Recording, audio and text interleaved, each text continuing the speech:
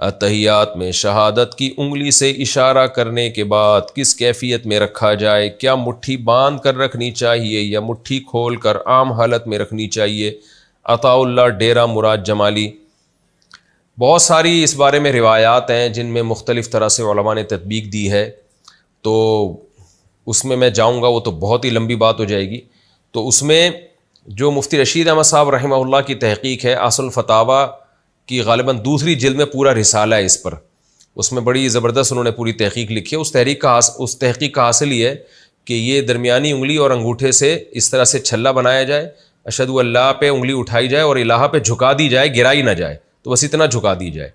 تو یہ طریقہ ان کی رائے ہے کہ سنت کے زیادہ قریب ہے، اور بھی فقہا کی اس بارے میں آ رہا ہے، کوئی بھی کسی رائے پر عمل کر لے ٹھیک ہے، حدیث میں اس بارے میں بہت وسعت ہے۔ لیکن یہ جو ہمارے یہاں بعض حضرات نے شروع کر دیا اس طرح سے انگلی ہلاتے ہیں، یہ ہمیں کسی حدیث میں نہیں ملتا۔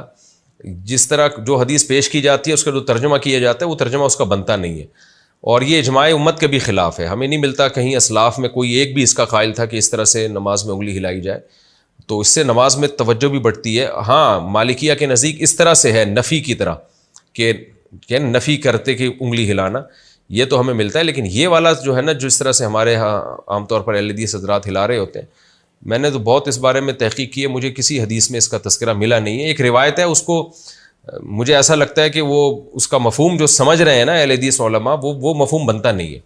لیکن بہرحال اس میں مقصد اہل حدیث پہ طنز کرنا نہیں ہے، بتانا یہ کہ یہ کہیں بھی ثابت نہیں ہے۔ یہ جو کیفیت ہے نا، ہمیں اسلاف میں تو ملتا ہی نہیں ہے اس کا کہیں بھی کہ اس طرح سے انگلی ہلائی جائے، اور نماز میں اس پہ تشویش بھی بہت ہوتی ہے، کوئی ہلا رہا ہو آدمی کو تھوڑی الجھن ہوتی ہے۔ لیکن بہرحال یہ چھوٹے چھوٹے مسائل ہیں، ان پہ لڑنا طنز کرنا ٹھیک نہیں ہے۔ تو اگر کوئی ہلا بھی رہا ہے تو ہلانے دیں اس کو، اس کے ہلانے سے اتنا نماز میں خلل نہیں ہوتا جتنا آپ جب آپس میں بحث کریں گے اور پھر ان چھوٹی چھوٹی چیزوں پہ مناظرے بازی اور پھر چیلنج بازیاں، اس سے جو امت میں نا اتفاقی پیدا ہوگی وہ زیادہ خطرناک ہے۔ تو کوئی اس طرح رائے پر عمل کر رہا ہے تو کرنے دیں اس کو، آپ نہ عمل کریں، آپ وہی کریں جو ائمہ اربعہ کا مذہب ہے، جو قرآن و سنت کو آج کے لوگوں سے زیادہ سمجھتے تھے، اور اس پر بہت ساری احادیث بھی ہیں۔